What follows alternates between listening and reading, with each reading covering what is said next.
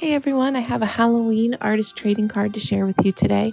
I'm starting out with some Dilutions ink spray in black marble and pure sunshine. I have a piece of mixed media paper that's cut to 2.5 by 3.5 inches, which is ATC size. And I first sprayed my paper with water, and then I'm spraying with my inks. I'm spraying very lightly because I want to keep a lot of the white space. I don't want to completely saturate my background with the inks. To also help with that, I'm taking the nozzle from the tube from the spray nozzle and just flicking some ink on there and then spraying it with water to keep the coverage light and not so heavy. I'm going in layer after layer until I'm happy. Inks, water, dry, inks, water, dry, until I'm happy with the coverage. Here I have a stamp from Viva Las Vegas Stamps. It's called Pile of Bones and Skulls, and I'm inking it up with some Distress embossing ink. And then I'm going to take some super fine embossing powder and sprinkle that over my stamp.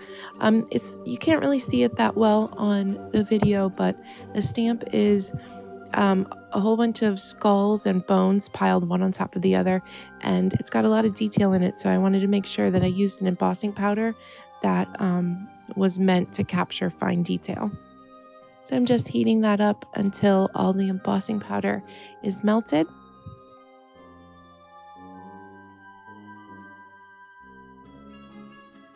Here I have another stamp from Viva Las Vegas Stamps. It's called Weathered Tree, and I'm not going to use it as a tree. I'm just going to take some of those top branches and stamp them around the top part of my card. I'm trying to get like a veiny kind of texture, not so that it looks like a tree, just so there's a little added interest in the background.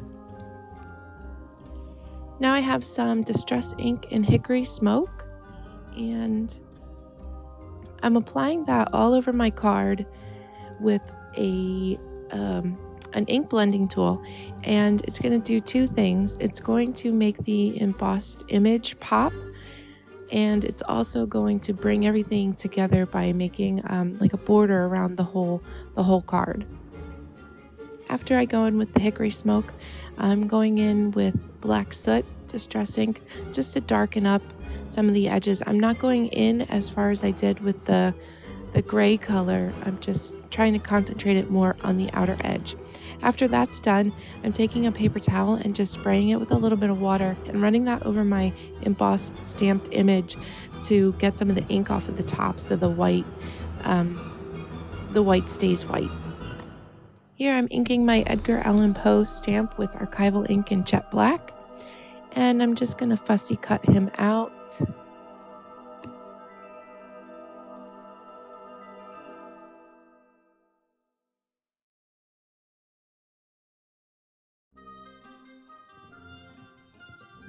After Edgar is all trimmed out, I'm going to set him on top of my card and see what's missing.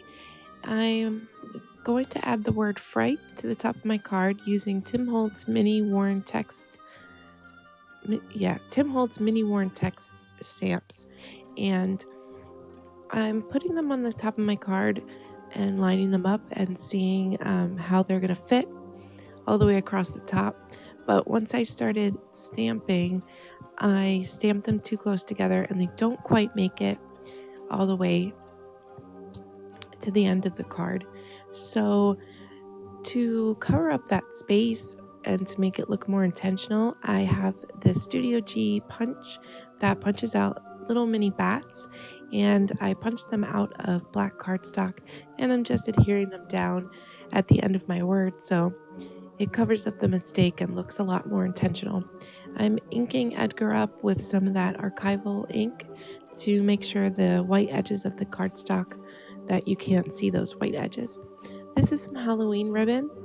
It's black with orange polka dots, and I'm just putting that at the bottom of my card to make sure that Edgar is grounded and he's not floating around there. I'm using my ATG gun to stick him on there, and then I'm going to cut like a banner shape out of the ribbon. The ribbon does hang over the edge of my card a bit, but that's fine with me. I enjoy elements that hang over like that. So that completes my project for today. I hope you enjoyed, and a list of products and links to those products is in the description box below. If you have any questions or comments, you could leave a comment below or email me, which is my address is also in the box below. If you notice that Edgar has a friend card, the Bride of Frankenstein card will be featured in her own video tomorrow, so be sure to check that out. Thanks for watching. Bye.